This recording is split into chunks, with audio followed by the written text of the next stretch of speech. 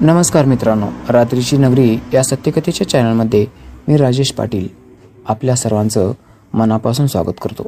मित्रांनो, आपण आपल्या चॅनलवर सध्याची कथा ऐकत आहात. या कथेचं नाव आहे मित्राची मुलगी माही.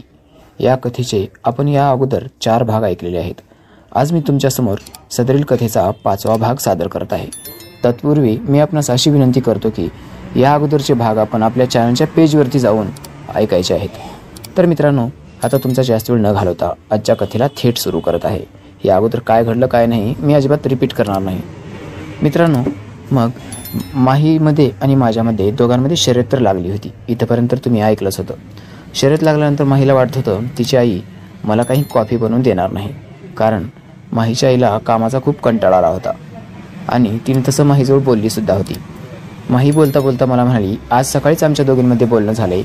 आई खूप नर्वस आहे, तिला खूप टेन्शन आले आणि काम तर करायचं तिच्या खूप जीवावर आले. त्याच्यामुळं ती तुला काही कॉफी तयार करून देणार नाही. आणि राहिला प्रश्न, तू शर्यत हारणार म्हणजे हारणार. बघ काय करायचं ते. माझ्याकडून तू काही चुंबन घेऊ शकणार नाहीस. बघ काय करायचं ते. तू तयार राहता तुझ्या पनिशमेंटसाठी. मी म्हणालो, माही एवढी का उतावळी, कशाला टेन्शन घेतेस? रिलॅक्स राहा ना. बघू, तुझी आई आणखीन बाहेरच आहे, मोबाईलवर बोलते. तुझ्या आईला आत तरी येऊ दे, मला बोलू दे. जर तिने नाही म्हणली तर मी तर पनिशमेंटसाठी कधी पण तयारच आहे ना. मी कधी म्हणलो पनिशमेंट घेणार नाही म्हणून? तू जे सांगशील ते करायला मी तयारच आहे. फक्त आता तेवढंच वाट बघायचं आहे तुझी आई आत यायचा. मग माही म्हणाली, ठीक आहे, घोडा मैदान लांब नाही, आई येईलच इतक्यात. आणि थांब, तू कशाला वाट बघतोस, मी आणते बोलून आईला.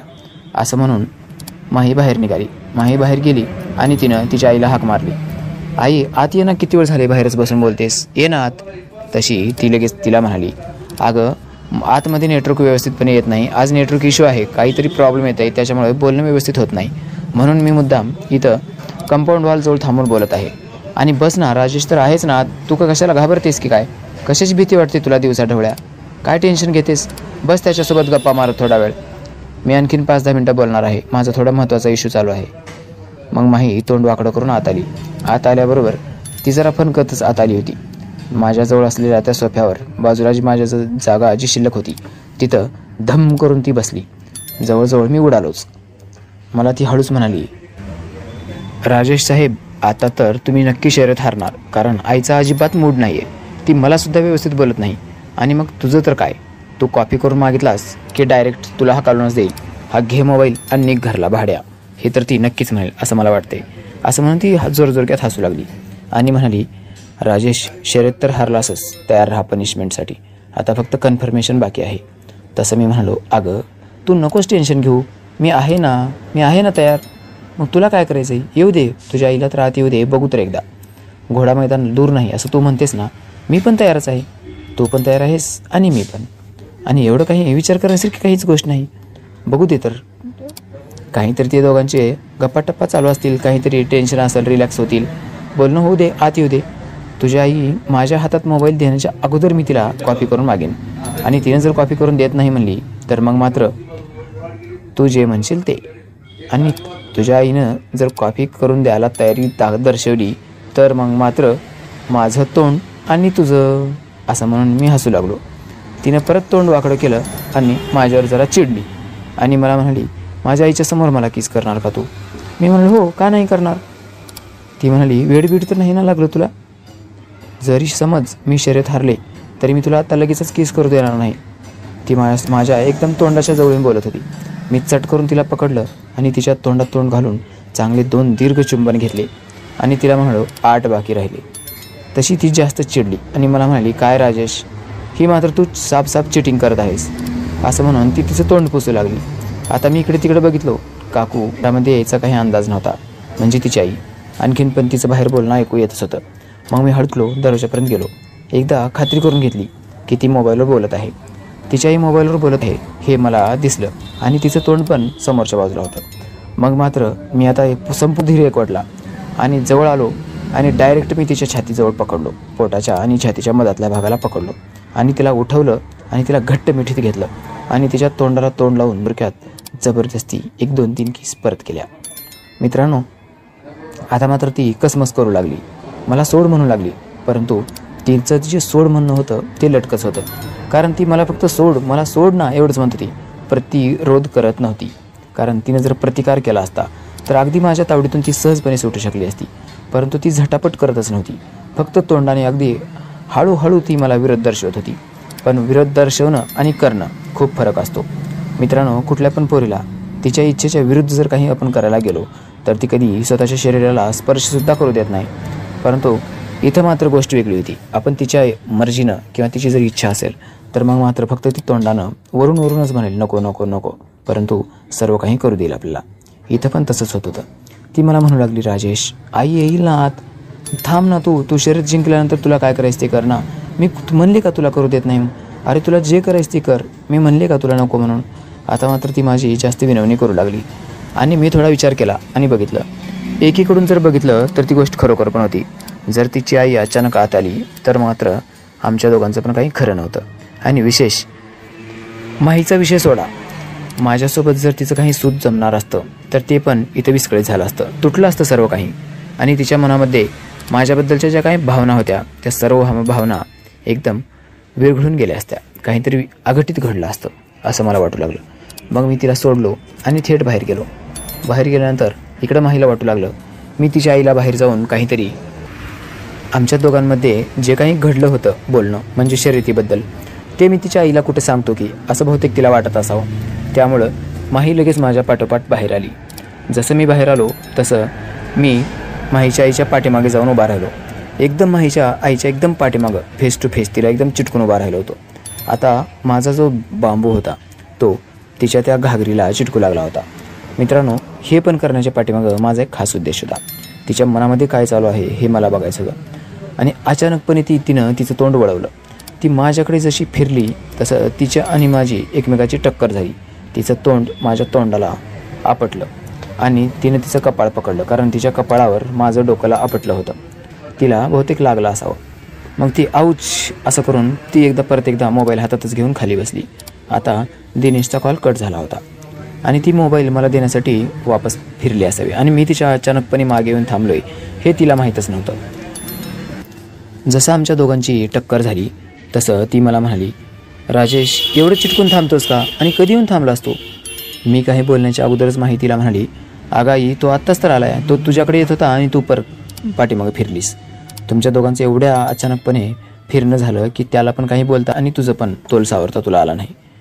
मग तिची आई म्हणाली, ठीक आहे माझी चूक आहे, कारण मी जशी अचानकच वळली, मला काही तुम्ही कुणी पाठीमागे येत असेल याचा काही अंदाजच नव्हता.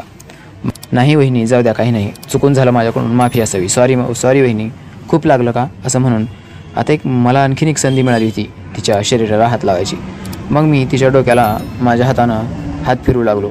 जिथं लागलंय तिथं हलक्या हातानं मालिश करू लागलो. तशी ती म्हणाली, खूप दुखतंय रे राजेश, खूप जोरात लागलं आणि हे बघ इकडं माझ्या नाकाला पण मार लागला आहे, माझं नाक पण सुजलं आहे बघ, एका सेकंदात तर माझ्या नाकाला बोलूंगच आलंय. मग मी माहीकडे बघू लागलो.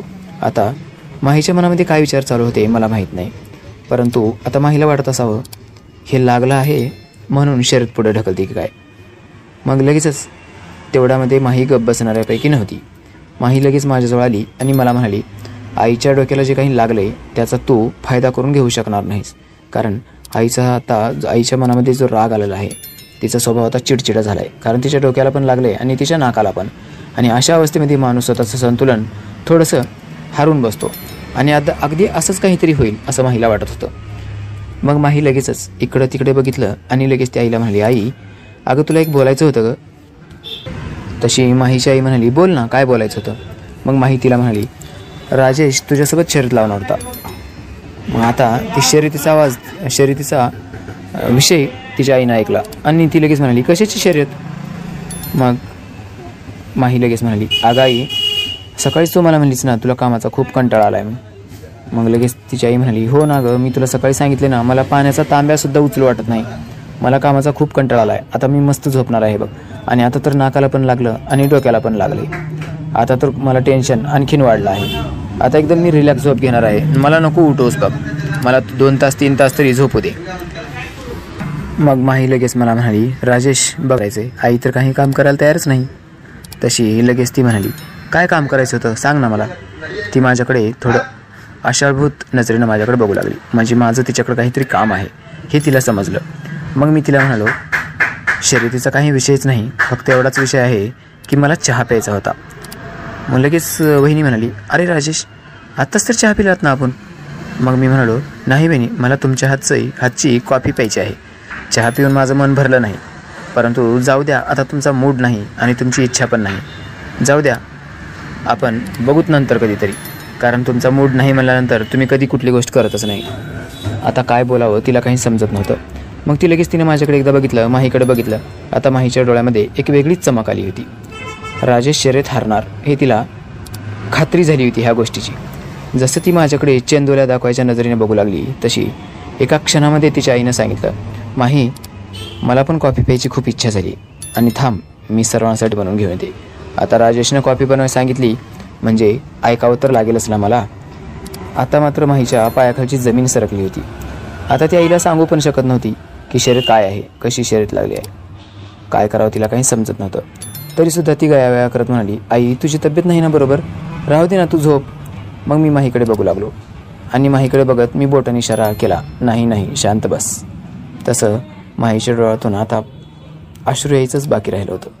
तिला आता थोडंसं टेन्शन आलं होतं. काय करावं तिला काही समजतच नव्हतं. परंतु आता ती उघडपणे बोलू पण शकत नव्हती आणि नाही पण म्हणू शकत नव्हती. त्यामुळं तिला गप्प बसण्याशिवाय तिच्याकडे कसलाच पर्यायच नव्हता. मित्रांनो, मी हळूच माहीच्या जवळ गेलो आणि तिला म्हणालो, 8 शिल्लक आहेत, परंतु 2 आता व्याज, असं सर्व मिळून 10. तशी ती हळूच मला म्हणाली, तुला काय करायचं आहे ते कर. आता मी तर शर्यत हारलेच. परंतु मला एक गोष्ट नाही समजली, आई एवढ्या लवकर कशी काय तयार झाली? तू कॉफी तयार करून दे म्हणल्याबरोबर ती लगेच तयार कशी काय झाली हेच समजत नाही. आत्ता काही क्षणापूर्वीच तर तिनं मला आराम करायचा आहे, मला झोपायचं आहे असं ती बोलत होती आणि आता लगेचच तुला कॉफी पाहिजे म्हणल्याबरोबर ती कॉफी तयार करून द्यायला तयार. मला समजतच नाही तिच्या मनात काय चालू आहे ते. काय करावं मला पण काही समजतं. आमच्या दोघांचं बोलणं चालू होतं.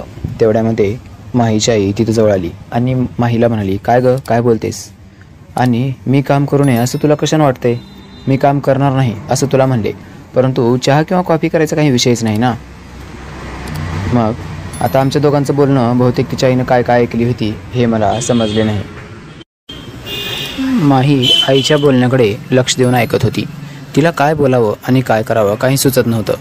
परंतु आता तिच्या पुढं काहीच पर्याय नसल्यामुळे ती एकदम शांत झाली आणि माझ्या तोंडाकडे बघू लागली. जणू आता तिला सांगायचं होतं, मी शर्यत हारले आहे, तुला जे करायचं ते कर. आणि तिनं तसं स्पष्टपणे पण मला कन्फर्मेशन दिलं होतं, तुला काय करायचं आहे ते तू करू शकतोस, मी तर शर्यत हारले आहे. मग आई तिच्याकडे परत बघून ती काही बोलत नाही हे बघून ती मला म्हणाली, राजेश, काय झालं रे तुमच्या दोघांमध्ये, काय म्हणत होती ही? तसं आता मला तर तो विषय संपवावा लागणार होता. मग मी हळूच तिला म्हणालो, वहिनी, असा काही विषय नव्हता. माही फक्त एवढंच म्हणत होती की आईची तब्येत बरोबर नाही, आता आई काही तुला कॉफी बनवून देणार नाही आणि मी मात्र आग्रह करत होतो मला कॉफी प्यायचे. बघूत, तू बघ, मी वहिनींना जर सांगितलं मला कॉफी पाहिजे तर वहिनी बनवून देतील, बस एवढाच विषय झाला होता, यापेक्षा वेगळं असं काहीच नाही. मग ती मला म्हणाली, तू मला मागावं आणि मी करून देऊ नये असं कधी झालं आहे का आणि होईल तर का? आणि माही, तुला एक सांगायचं होतं, घरी आलेले जे पाहुणे लोक असतात किंवा आपल्या घरी कोणी पण येऊ दे, त्यांची जर काही आपल्याकडून अट असेल किंवा आपल्याकडून काही डिमांड असेल, मागणी असेल, तर ती गोष्ट त्यांची पुरी करायचा प्रयत्न करावा. कारण त्यांनी सांगून ठेवलं आहे, अतिथी देवो भव. आपल्या घरी आलेला जो पाहुणा असतो तो आपल्यासाठी देवासमान असतो. त्यामुळे अतिथीच्या मनाप्रमाणे राहणं खूप गरजेचं आहे. आणि आपण एवढंच कमवतो ना, पैसा पाणी बाकी सर्व तर काही कुणी पण कमवू शकतं, परंतु माणुसकी कमवायला खूप काही करावं लागतं. माणुसकी कमवणं एवढं सोपं नाही आणि माणुसकीचा मोजमाप कधी ह्याच्यामध्ये होत नसते, पैशामध्ये होत नसते. तसं माही गप्प बसून होती. आता माहीला तिची चूक कळली होती आणि या अगोदर तिची आई तिला कधी लेक्चर देत नव्हती, परंतु आज मात्र सर्व बाजी पलटली होती. आता का घडलं, कसं घडलं हे माहीला काही समजत नव्हतं आणि ती तिच्या आईला काही बोलू पण शकत नव्हती. बोलणार तरी काय बोलणार आणि कसं विचारणार, तू चहा करून देऊ नकोस, कॉफी करून देऊ नकोस असं ती आईला उलट तर बोलू शकत नव्हती. मग ती एकदम शांत बसली. आता शांत बसण्याशिवाय तिच्याकडे पर्याय पण नव्हता. मग लगेचच तिची आई मला म्हणाली, राजेश, ये ना किचनमध्ये. मग मी माहीकडे बघू लागलो. माहीनं तोंड वाकडं केलं. माहीनं तोंड वाकडं केलेलं माझ्या लक्षात आलं, परंतु मी काहीच करू शकत नव्हतो.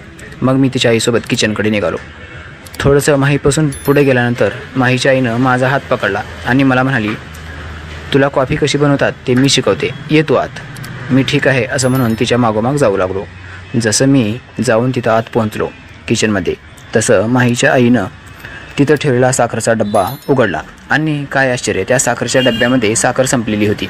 मग तिची आई मला म्हणाली, राजेश, ह्या डब्यातली साखर संपली आहे. तू काम कर, तू वरचा डब्बा तू काढून देतोस का? तो साखरेचा डब्बा खूप जड आहे आणि मला एकट्याला नाही जमणार काढायला, त्याच्यामुळे मला तुझी मदत लागेल. तसं मी म्हणालो, वहिनी, मला पण तुमची मदत करायला खूप आवडेल आणि का नाही आवडणार. असं म्हणून मी तो डब्बा तिथला काढायचा प्रयत्न करू लागलो. असं करत असताना माझ्या शरीराचा स्पर्श माहीच्या आईच्या शरीराला होत होता. ती तिथे चिटकून तिथेच थोडीशी दबून उभी राहिली होती. तिनं बाजूला सरकून मला थोडासा जागा मोकळा करून देईल असं वाटलं होतं, परंतु तिनं असं काहीच केलं नाही. ज्या ठिकाणी ती थांबली होती ती बहुतेक मुद्दामच थांबली असावी. ती तिथंच थांबली. माझं शरीर माहीच्या आईच्या पाठीमागच्या भागाला चिटकू लागलं आणि तिचं तोंड समोरच्या बाजूला होतं. तिच्या पाठीमागच्या घागरीला माझं शरीर चिटकू लागलं. आता मला मस्त फिलिंग येऊ लागली होती.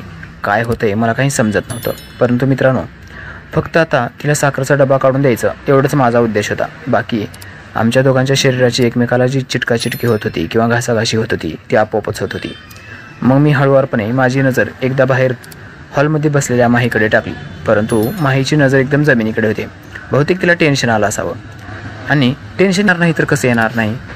तिची आई आज काहीतरी वेगळं वागत होती हे तिला आज पहिल्यांदाच जाणवलं असावं, म्हणून ती थोडं विचित्र बघत होती. मग मी लक्ष करून बघितलं, परंतु तिचं लक्ष आमच्या दोघांकडे नव्हतं. आमच्या दोघांकडे तिचं लक्ष नाही हे माझ्या लक्षात आल्याबरोबर मी आणखी थोडंसं तिच्या आईला चिटक आणि थोडा तिला पुढे दाबून थोडा रेटून तो डब्बा काढायचा प्रयत्न करू लागलो. मग तो हळूच डब्बा काढला आणि एकदम तिच्या अंगाला घासून तो डब्बा मी त्या किचन वाट्यावर ठेवला. मित्रांनो, तिच्या समोरचे जे गोळे होते त्या गोळ्यांना माझा हात असं करत असताना लागला. तिच्या गोळ्याचा मुलायम स्पर्श माझ्या जसा हाताला लागला तसं माझ्या अंगातून एक वीज सळसळ करत गेली. मला काहीतरी वेगळं वाटत होतं. मी थोडं चमकलो. आता तिच्या गोळ्यांना स्पर्श झाल्यामुळं माहीची आई मला काहीतरी बोलेल असं मला वाटत होतं, परंतु असं काहीच कळलं नाही. तिने तर माझ्याकडे बघून स्मित हास्य दिलं. मित्रांनो, आता तिकडून पण हिरवा कंदील मला मिळाला होता. आता तिकडून रिस्पॉन्स आहे हे माझ्या लक्षात आलं, परंतु आणखीनसुद्धा मी काही पहल केली नव्हती, काही सुरुवात केली नव्हती, कारण त्याच खोलीमध्ये अगदी थोड्या अंतरावर माही बसलेली होती. मग मी आणखीन तिच्या अंगाला हात लावायचा, काहीतरी करायचं, ती गोष्ट माहीनं बघायची आणि काहीतरी तिसरंच प्रकरण घडायचं असं मला वाटलं. त्यामुळे मी जरा जपून आणि जरा शांतपणे वागायचं ठरवलं होतं. मित्रांनो, त्यानंतर पुढे काय घडलं हे कथेच्या पुढील भागामध्ये ऐकायला विसरायचं नाही. कथा खूपच रोचक मोडवर येऊन थांबली आहे. ही कथा माझ्या आयुष्यात घडलेली खरी घटना आहे. त्यामुळे या कथेचे काही भाग होतील. जे काही घडलं, जसं काही घडलं ते जशाच तसं मी तुमच्या समोर मांडायचा प्रयत्न करत आहे. भेटूया कथेच्या पुढील भागामध्ये. बाय बाय मित्रांनो.